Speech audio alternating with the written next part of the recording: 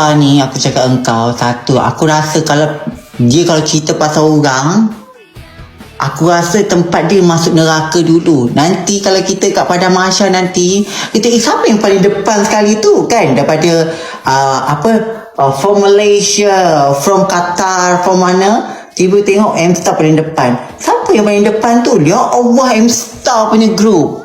Gitu je jalan. Macam mana ni?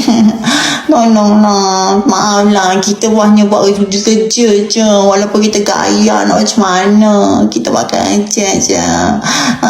Ke depan pula ke kita, takut. Macam tu. Aku tengok kelakar juga bila Abang Jack kita ni marah-marah M-Star ni. Tapi korang pernah terfikir tak, M-Star ni kepunyaan siapa? Sebabnya kita biasa dengan TV1, TV2, TV3, tapi M-Star ni dia selalu FYP dekat kita punya TikTok lah, kat muka buku lah. Tapi M-Star ni kepunyaan siapa sebenarnya?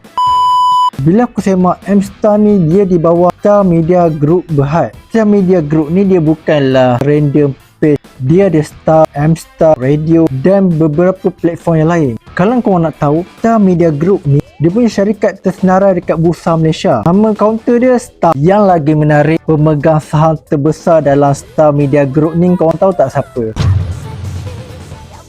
Pemegang terbesar dia adalah MCA. Dalam bahasa saham, ini dipanggil substantial shareholder. Maksudnya, pihak yang ada pegangan share yang terbesar. Okey, aku bukan nak masuk politik ke apa. Ini bukan cerita parti siapa kita perlu sokong siapa-siapa. Ini cuma cara kita nak tengok struktur pemilikan syarikat.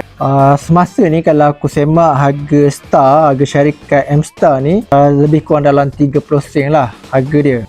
Tapi jangan salah faham, video ni bukan untuk korang beli saham Star. Okey, kalau korang ada nak bongkar lagi syarikat mana-mana atau korang nak aku bongkar lagi syarikat-syarikat yang famous ni, korang follow Brojak Invest. Kita bongkar lagi syarikat-syarikat yang ada, yang mungkin ada dekat Bursa Malaysia. Okey, korang tolong tekan like, korang tolong komen, korang tolong save ataupun share dan follow Brojak Invest. Kita belajar saham secara simple, bukan ikut hype semata-mata.